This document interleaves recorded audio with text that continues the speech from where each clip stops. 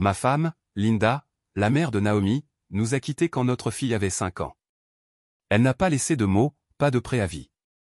Un soir, elle m'a juste dit qu'elle n'en pouvait plus et est partie comme si elle allait chercher du lait. Elle n'est jamais revenue. C'était à Littleton, dans le Colorado. Ça m'a détruit pendant un moment. Je ne vais pas mentir. Je restais éveillé la nuit à fixer cette foutue porte, pensant qu'elle changerait peut-être d'avis, qu'elle reviendrait et s'excuserait. Mais elle ne l'a jamais fait et je ne pouvais pas me permettre de m'effondrer. Pas avec Naomi assise sur le canapé tous les matins à me demander où était maman. Je la tenais quand elle pleurait, quand ses petits poings se serraient contre mon t-shirt comme si elle essayait de s'accrocher à quelque chose qui ne disparaissait pas. Je lui ai menti, je lui ai dit, les mamans, partez parfois, ma puce, mais elle t'aime. Ok, elle reviendra. Même si je connaissais la vérité, j'ai tout donné à cette fille. J'ai travaillé de nuit dans un entrepôt d'expédition pour pouvoir être à la maison pendant la journée. Je rentrais chaque matin, agonisant, et je lui préparais le petit déjeuner, des crêpes en forme de Mickey Mouse, des œufs brouillés au ketchup.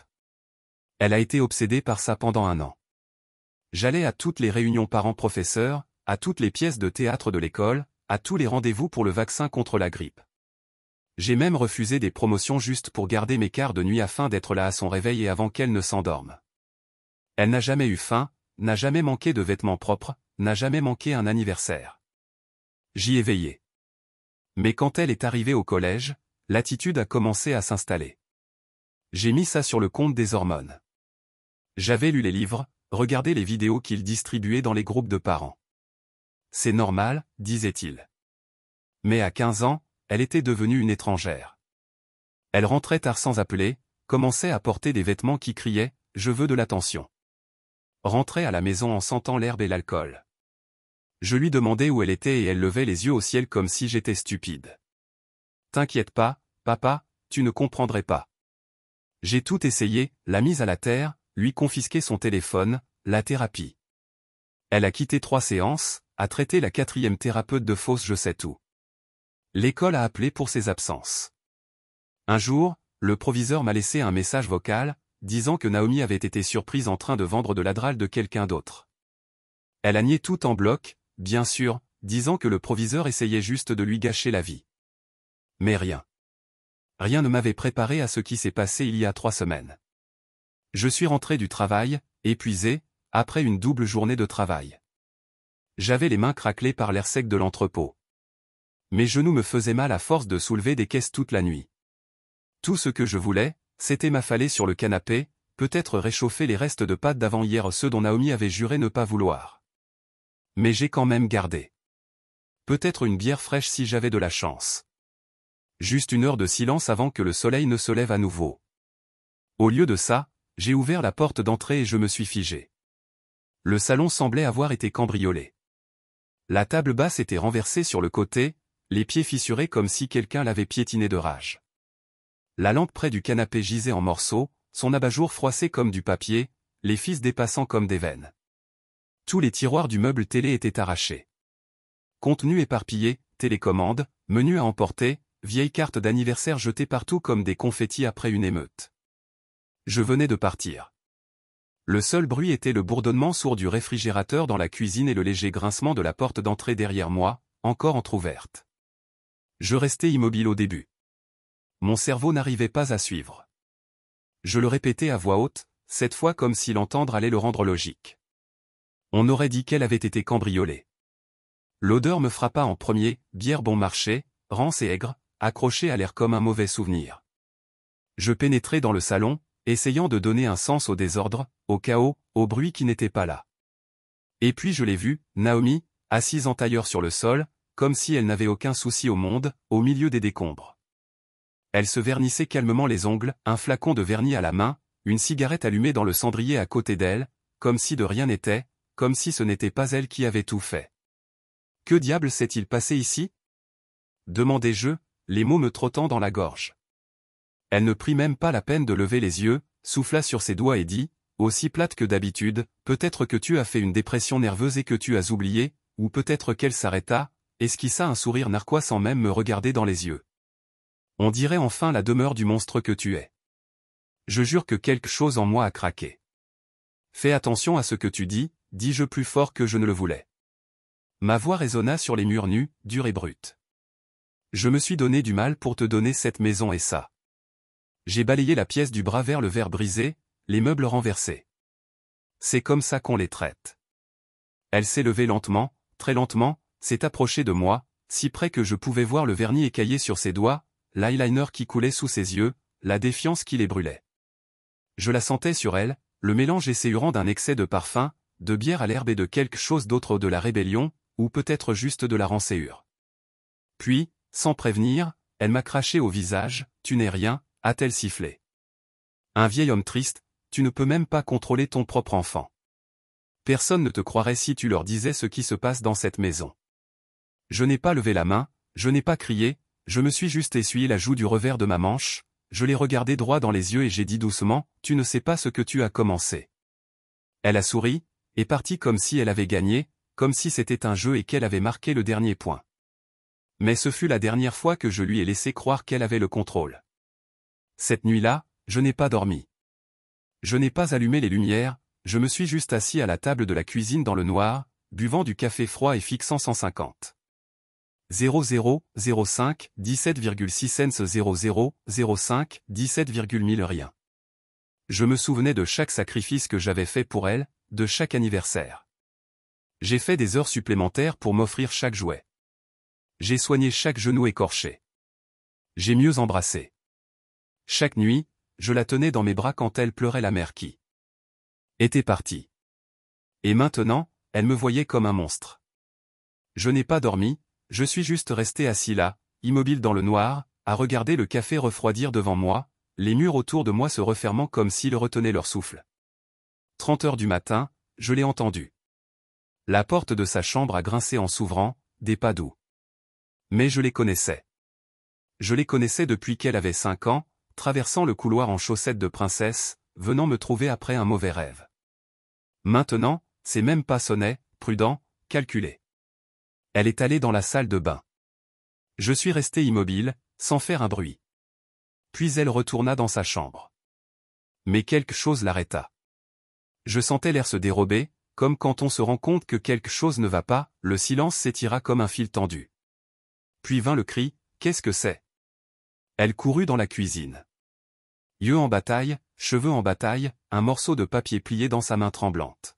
« Tu trouves ça drôle ? Tu essaies de me faire peur, » hurla-t-elle. Je ne bougeais pas, je ne bronchais pas, je la regardais simplement. « De quoi parles-tu » dis-je d'une voix neutre, d'un calme plat. Elle me lança le mot.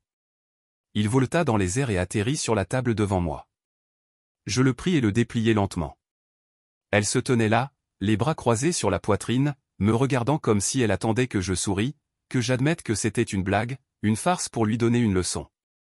Mais je ne souris pas parce que je n'en avais pas besoin. L'écriture était la sienne, mais c'est moi qui l'avais écrite. Je savais exactement comment elle s'en prenait à son GS, comment elle se poignardait de ses petits coups de poignard furieux. Des années à signer des bulletins, des permissions, des notes d'école. Je connaissais son écriture comme je connaissais la mienne. Le mot disait, « Tu penses diriger cette maison. Tu as oublié qui gardait les lumières allumées. Tu as oublié qui connaît tes mots de passe. Tu as oublié qui t'a regardé vivre pendant des années. Tu as oublié qui t'a appris à feindre les larmes. Je ne suis pas le monstre.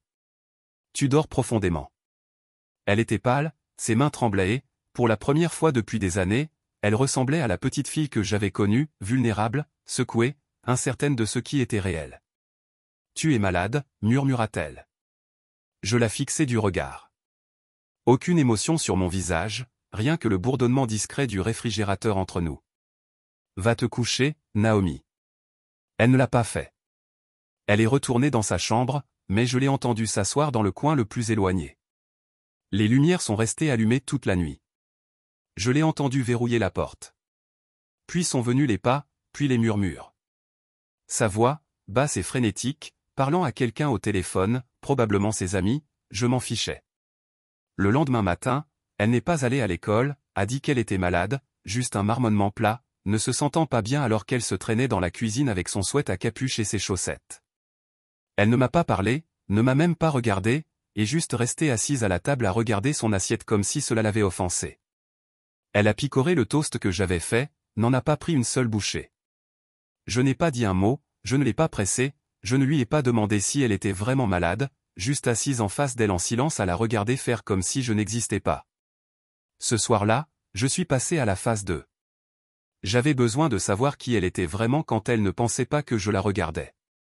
Alors j'ai fait les gestes, j'ai préparé mon sac de travail, mis le gilet réfléchissant, claqué la porte d'entrée derrière moi comme toujours, juste assez fort pour qu'elle entende à l'étage, j'ai attendu quelques secondes, puis je me suis faufilé sur le côté de la maison.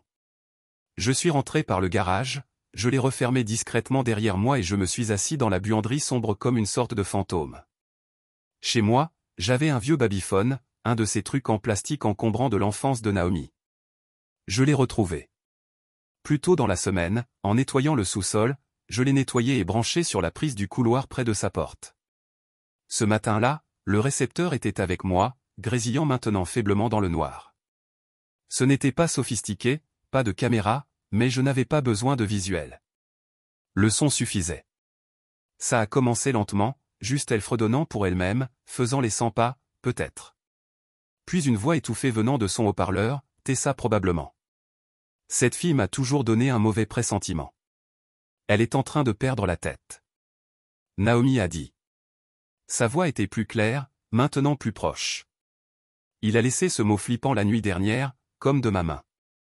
Je jure devant Dieu, si je disparais, c'est lui. Ma mâchoire s'est serrée, j'ai senti mes doigts se serrer en poing. Mon souffle s'est arrêté quelque part entre l'incrédulité et la rage. Elle mentait, impassible, jouant les victimes. Puis elle a dit quelque chose qui m'a blessé plus profondément que tout ce qu'elle m'avait jamais lancé. Tu te souviens de ce bleu que j'avais l'année dernière? Celui que je t'ai dit venait d'un entraînement de Pom-Pom Girls. Elle a marqué une pause, puis a baissé la voix jusqu'à un murmure, mais le babyphone l'a quand même capté. J'ai dit à l'école que c'était de lui. Ils m'ont cru. Elle a ri. Un petit son calme, joyeux et aigu. Je pourrais lui gâcher la vie quand je veux. Il me suffit d'un coup de fil. Ce rire, mon Dieu, ce rire. Mes oreilles se sont mises à bourdonner, mes mains tremblaient. Je fixais le babyphone comme s'il m'avait trahi, comme si j'avais peut-être mal compris, mais ce n'était pas le cas. Elle a menti. Elle a implanté cette idée dans la tête des gens. Je m'en souvenais trop bien. Ce jour-là était gravé dans ma mémoire comme une cicatrice jamais complètement cicatrisée. L'appel est arrivé pendant que j'étais en pause, à mi-temps de mon service. J'étais debout près du quai de chargement, sirotant un café tiède, réfléchissant à ce que j'allais préparer pour le dîner, quand mon téléphone a vibré dans ma poche. J'ai vu le numéro de l'école et j'ai immédiatement ressenti une pointe de panique, comme une pointe d'acuité sous la peau. La femme à l'autre bout du fil était polie, trop polie. « Monsieur Reeves, auriez-vous le temps de venir aujourd'hui? C'est au sujet de Naomi. Rien d'urgent, juste un sujet dont nous aimerions discuter en personne. » J'ai quitté le travail plus tôt que prévu, sans même demander à mon supérieur. J'ai juste enfilé ma veste, pris mes clés et suis allé directement à l'école. Pendant tout ce temps, mes pensées se bousculaient. Avait-elle des ennuis? Lui avait-on fait du mal? Était-elle victime de harcèlement? Avait-elle craqué? Avait-elle finalement tout raconté à quelqu'un? Je ne m'attendais pas à ce qui m'attendait. Ils m'ont fait attendre 10 minutes devant le bureau du conseiller d'orientation, assis là, le genou à terre, la gorge sèche. Chaque seconde rendait la situation pire. Quand ils m'ont finalement appelé, c'était Madame Elkin, la conseillère d'orientation. Elle avait cette gentillesse éprouvée dans le regard, celle des professionnels qui pensent qu'ils vont faire traverser un champ de mine à quelqu'un. Elle m'a proposé un siège, s'est assise en face de moi, a joint les mains sur le bureau. « Monsieur Reeves, nous sommes juste inquiets pour la sécurité de Naomi, a-t-elle dit.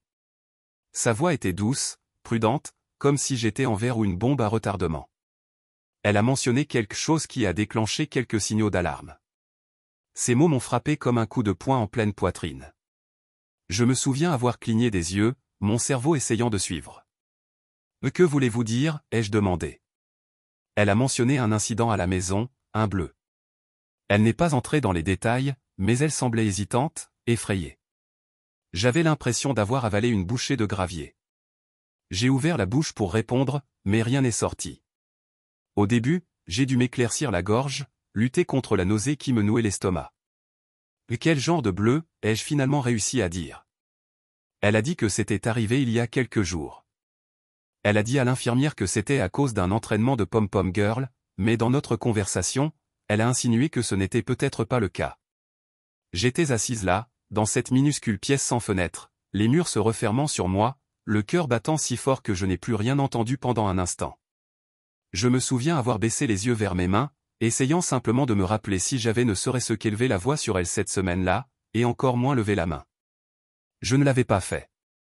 Je savais que non, mais le fait qu'elle l'ait dit là, a planté la graine. C'était suffisant pour que les gens dans cette pièce me regardent différemment. Juste l'implication.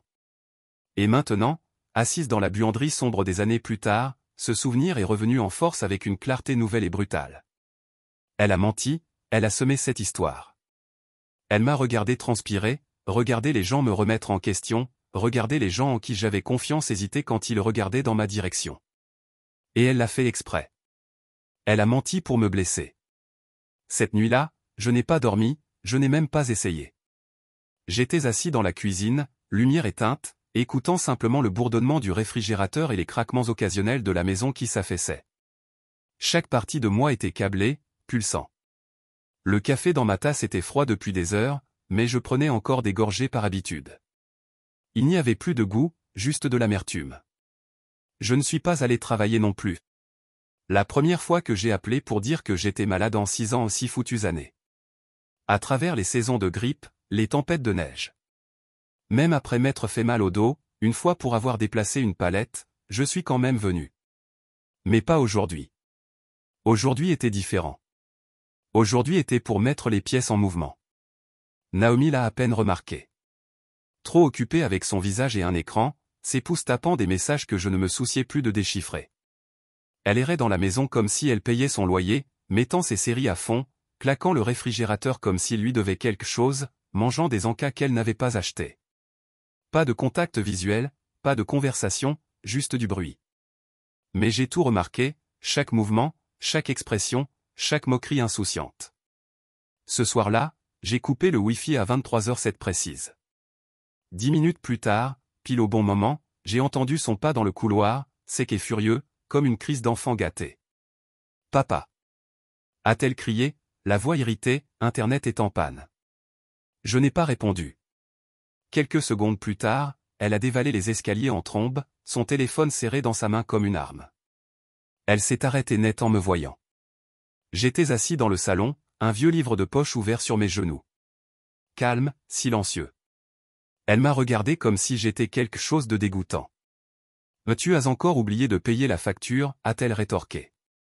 J'ai penché la tête lentement, sans même quitter la page du regard. Non, je l'ai éteint. Elle a cligné des yeux. Excusez-moi. J'ai levé les yeux et j'ai croisé son regard. Je l'ai éteint. Elle a ricané, un de ces petits rires artificiels qu'elle utilise quand elle se croit plus intelligente que moi. Tu ne peux pas faire ça. J'en ai besoin pour l'école. J'ai fermé le livre et me suis levé. Tu n'as pas fait tes devoirs depuis des mois. Elle a ouvert la bouche, puis l'a refermée. Ses narines se sont dilatées. Tu es folle, a-t-elle sifflé. J'ai fait un pas vers elle, calme, sûr de toi. Ce n'est pas moi qui simule des bleus et qui accuse mon père de maltraitance. Son visage est devenu blanc comme neige, comme si je lui avais arraché le sol sous les pieds. Elle m'a regardé fixement. Pourquoi, tu m'écoutes maintenant? A-t-elle balbutié. J'ai hoché la tête une fois que j'ai tout entendu, l'appel, les mensonges, les menaces. Elle a reculé vers l'escalier, la voix plus forte. Tu es juste en colère. J'ai dit la vérité. Non, ai-je dit, en m'immisçant entre nous. Je suis en colère. Je t'ai protégé alors que tu ne le méritais pas. Sa mâchoire s'est serrée, mais elle n'a pas eu de réponse. Elle s'est juste retournée et a couru dans l'escalier, le bruit de sa porte claquant comme un coup de feu dans la maison silencieuse. J'ai attendu 2 heures. Puis j'ai tapé le message suivant. Pas d'écriture cette fois, juste de l'encre noire sur du papier blanc. Tu veux jouer les victimes, mais j'ai tes messages, j'ai tes enregistrements. J'ai l'appel de l'école. J'ai les bleus que tu t'es fait. J'ai les photos de tes soirées avec des hommes plus âgés. J'ai tout gardé. Tu penses que personne ne me croira? Tu n'es pas la petite fille qui criait au loup, tu es le loup. Je l'ai glissé sous sa porte et j'ai attendu dans le couloir. 5 minutes ont passé, puis la porte s'est ouverte en grinçant. Elle se tenait là, petite, d'une certaine manière, les épaules voûtées, les yeux écarquillés, les mains tremblantes comme si elle pouvait à peine les tenir immobiles. « Pourquoi fais-tu ça » murmura-t-elle d'une voix creuse. « Pour te réveiller, dis-je. » Elle a claqué la porte à nouveau, mais je savais que je l'avais percée dans la tête. Le lendemain était différent. Elle n'a pas quitté sa chambre, n'a pas crié, n'a pas réclamé à manger. Pas de musique assourdissante, pas d'appel FaceTime résonnant. Dans le couloir, juste le silence. Je suis allé travailler ce soir-là comme d'habitude, j'ai fait mon quart et j'ai pointé. Quand je suis rentré à la maison le lendemain matin, la première chose que j'ai remarquée était la poubelle, la copie du mot que j'avais jeté. Disparue, elle était partie la chercher. Elle l'avait prise. Elle commençait à s'inquiéter. Bien, mais je n'avais pas encore fini. Elle avait besoin d'apprendre ce que coûte la trahison. Le silence n'a pas duré. 2 jours après avoir glissé ce mot tapé sous sa porte, je suis rentré du travail et j'ai trouvé une voiture de police garée devant la maison. Je suis resté sur le trottoir pendant une seconde, respirant simplement, sans me précipiter, sans paniquer. Je savais déjà à l'intérieur. Naomi était à la table de la cuisine, les bras croisés, son visage arborant ce petit air suffisant et fier qu'elle arborait toujours quand elle pensait être intelligente. En face d'elle, un jeune flic disait. Elle ne devait pas avoir plus de 28 ans. Fraîchement sortie de l'académie, avait probablement encore cette odeur de nouveau badge. Il a levé les yeux vers moi et a tout dit, prudence, nervosité, suspicion, comme si j'étais un fil sous tension prêt à vous casser la gueule, monsieur Johnson. Il a demandé. J'ai hoché la tête et je suis entré dans son regard. Ouais, quelque chose ne va pas, officier. Avant qu'il puisse répondre, Naomi est intervenue. Je lui ai tout raconté. Elle a dit, presque joyeuse, à propos des mots, de la façon dont vous m'avez menacé. Je ne l'ai même pas regardé. Je me suis concentré sur le policier qui s'est éclairci la gorge maladroitement. Monsieur, a-t-il commencé. Votre fille a fait des déclarations que nous devons prendre au sérieux. Elle dit qu'elle a trouvé des mots menaçants sous sa porte et qu'elle vous croit instable. J'ai finalement regardé Naomi. Elle m'a souri, serrée, suffisante, Dieu maléfique. Elle était fière d'elle. Je me suis retourné vers l'officier, calme et égal. Vous a-t-elle montré les mots que j'ai demandés? Elle a dit qu'elle les avait brûlés. Il a répondu, a-t-elle mentionné les fausses allégations d'abus qu'elle a faites à l'école? J'ai demandé, celles qu'ils ont abandonnées faute de preuves. Il fronça les sourcils, ce n'est pas dans sa déclaration. J'ai continué. Vous l'a-t-elle dit? Je paie toutes les factures de cette maison. Que je lui ai fourni un toit depuis que sa mère est partie. Qu'elle sèche les cours, se drogue et ment depuis des mois. Le policier a jeté un coup d'œil à Naomi, puis à moi. Ce n'est pas ce qu'elle nous a dit. Je me suis écarté, désignant la maison d'un geste, vous voulez une perquisition. Allez-y. Vous ne trouverez rien. Ni menace, ni bleu, ni trace de blessure. Rien. Il s'est levé en se tortillant, mal à l'aise. Pour l'instant, nous ne poursuivons rien. C'était juste une vérification d'aide sociale. Aucune preuve, aucun mandat. Mais si nous recevons un autre appel, je comprends, ai-je dit en l'interrompant. Merci. Il a hoché la tête, a fait un petit sourire poli et est sorti. Naomi l'a suivi, sautillant pratiquement. À la porte, elle a activé son charme innocent comme un interrupteur. Merci d'être venu, agent. Je ne savais juste pas quoi faire d'autre. Elle lui adressa un petit sourire timide avant de fermer la porte. Puis elle se retourna.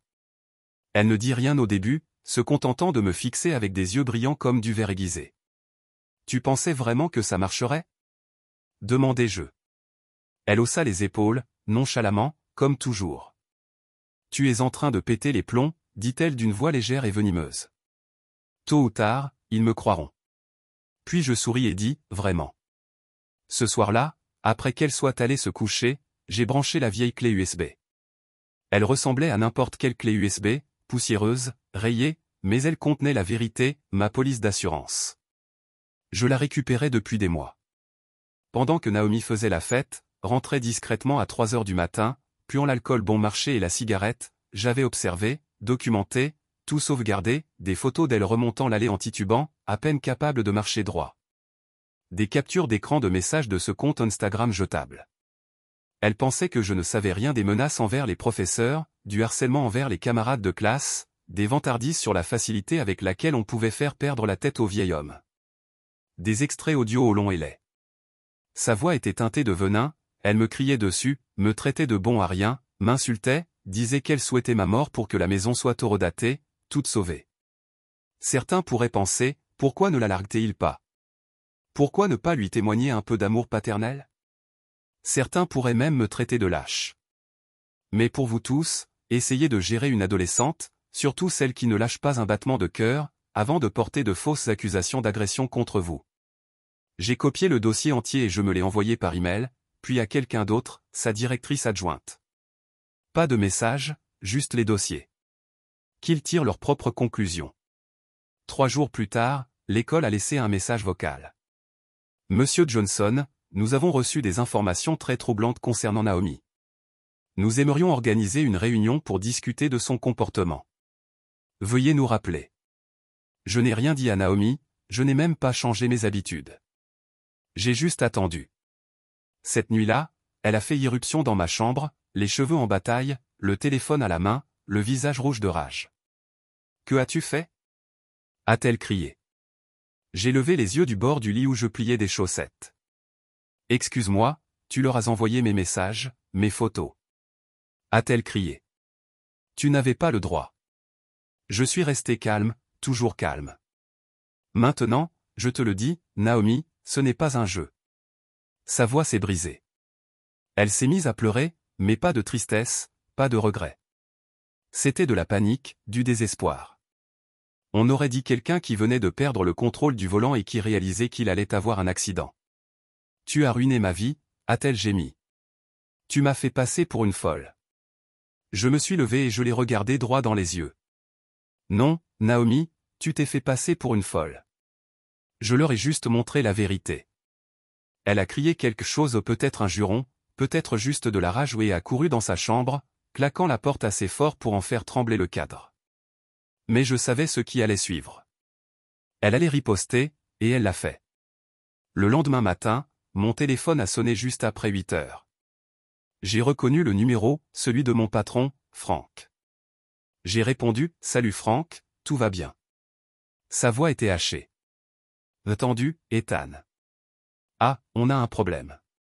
Quelqu'un a appelé pour donner un renseignement anonyme, vous avez volé dans l'entrepôt, caché des produits dans votre garage. Mon cœur s'est serré. J'ai regardé mon téléphone, incrédule. Qu'est-ce que j'ai demandé? Franck semblait mal à l'aise, la voix tendue. Je n'y crois pas non plus, Ethan, a-t-il dit. Mais l'entreprise prend ça au sérieux. Quelqu'un a appelé pour donner un renseignement anonyme, vous avez volé des stocks. Ils envoient quelqu'un pour un audit surprise. 2 heures, 2 heures. J'ai raccroché sans un mot. Je suis entré dans le garage, le pouls battant. Mes outils étaient là où je les avais laissés.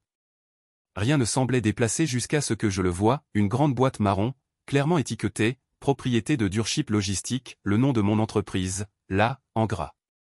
Elle était posée dans un coin, comme si elle était à sa place.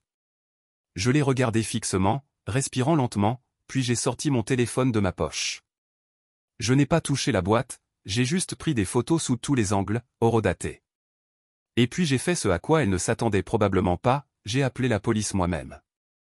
Ils sont arrivés dans les 20 minutes. 2 agents, l'un accroupi pour ouvrir la boîte pendant que l'autre posait des questions. Je l'ai à peine entendu. J'ai juste pointé du doigt et gardé une voix calme. Il y a une caméra de sécurité installée juste au-dessus du garage. J'ai dit, regardez les images. Je n'ai pas apporté cette boîte ici. C'est eux.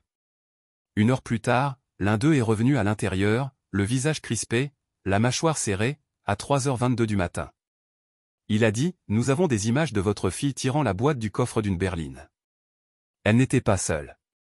Une autre fille l'a aidée. J'ai simplement hoché la tête, c'est Naomi. Ils l'ont arrêtée sur le champ, pas moi. Mais ce n'était pas la fin, loin de là. Pendant qu'elle était en garde à vue pour la nuit, ils ont analysé son téléphone selon le protocole standard. Ce qu'ils ont trouvé m'a glacé comme rien d'autre ne l'avait fait. Ce n'étaient pas les menaces, ni les messages à ses amis pour se vanter, comploter ou rire de la facilité avec laquelle il était possible de mentir. C'était une liste littérale, des noms, des détails. Et à côté du mien, à côté de papa, il y avait un mot, effacé. Je me souviens du regard du détective quand il m'a montré l'écran, comme s'il ne savait pas quoi dire, comme s'il essayait d'évaluer jusqu'où je pouvais être poussé avant de craquer. Elle dit que c'était une blague.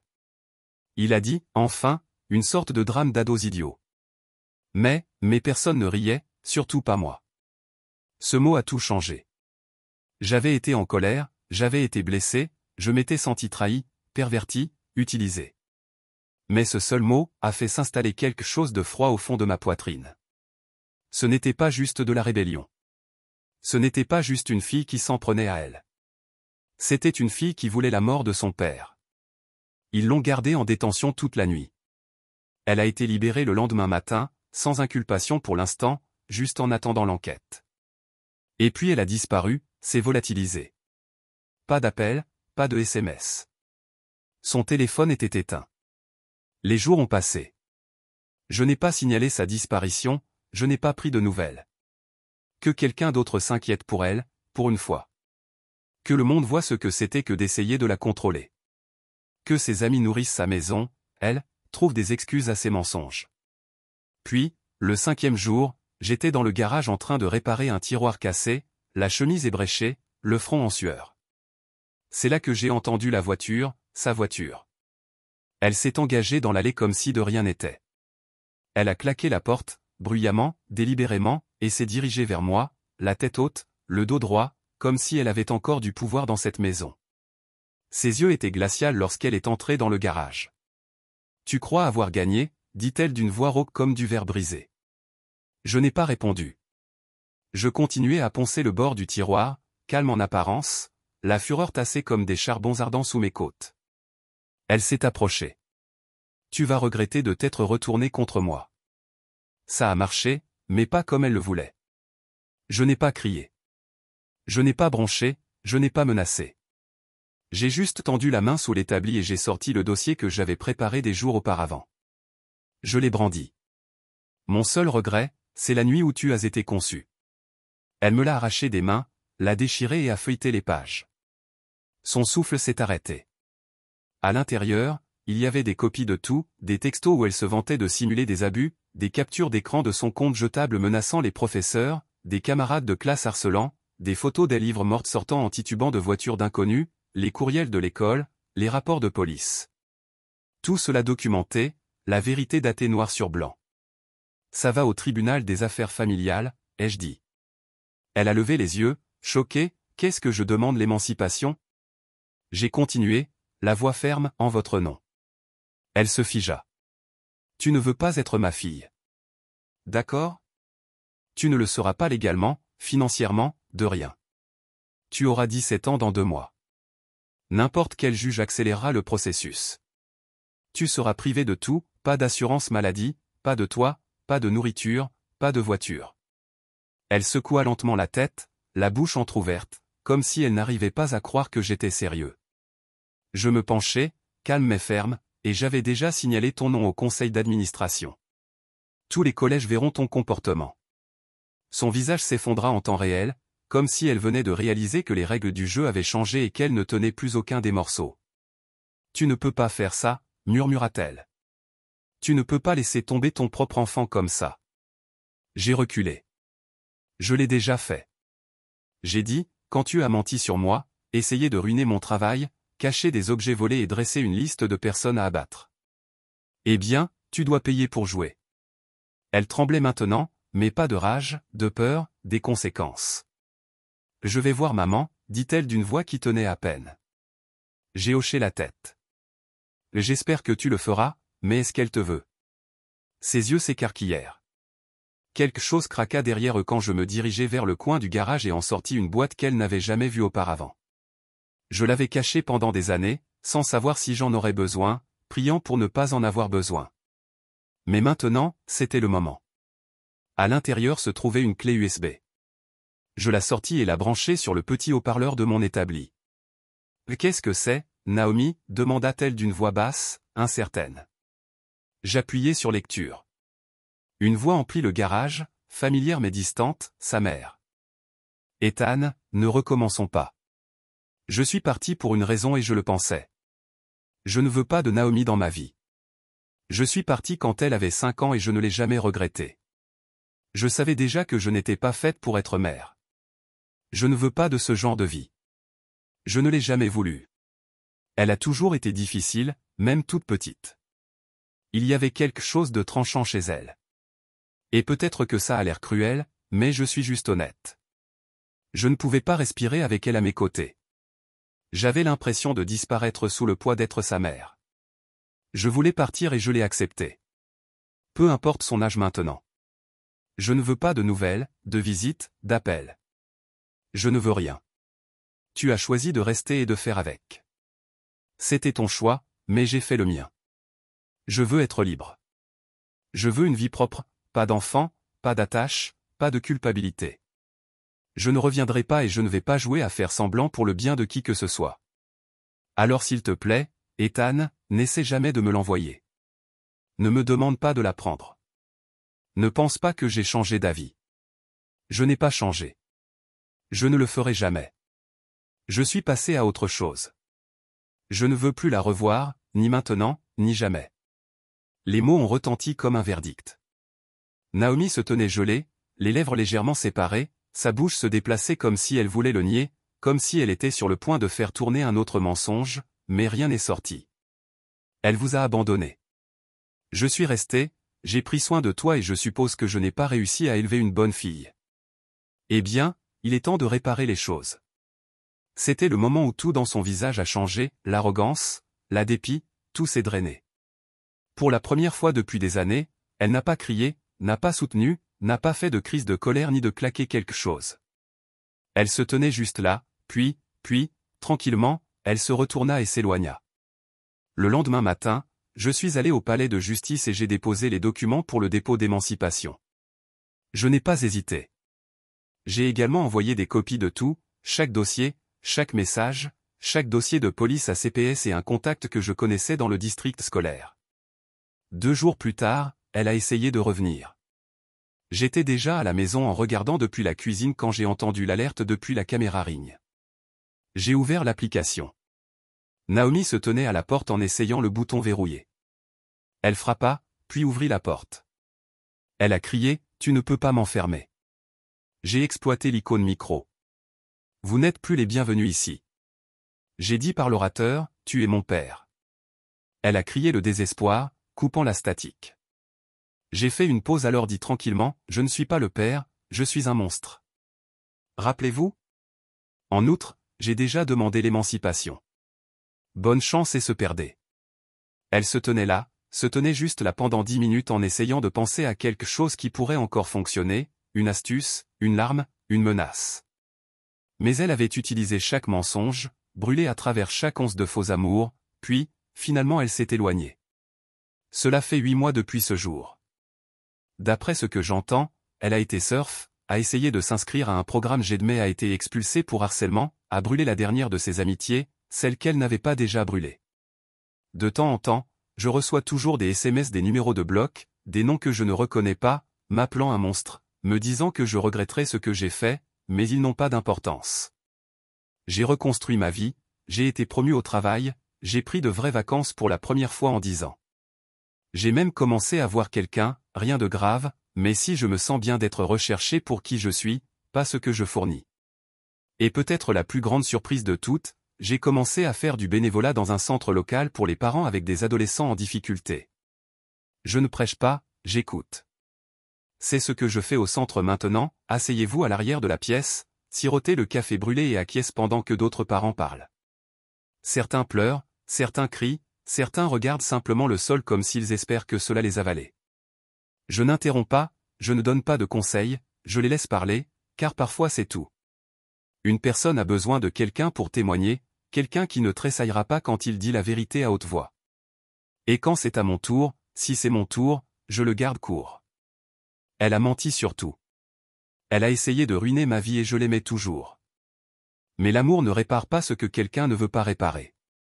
C'est généralement suffisant. Quelques hochements de tête, peut-être une larme ou deux, puis nous continuons. Quant au dossier, je l'ai toujours, gardé dans un tiroir verrouillé, niché derrière de vieilles déclarations de revenus et une montre-bracelet. Je ne me suis jamais réparé. Le dossier est épais maintenant, plus lourd qu'avant.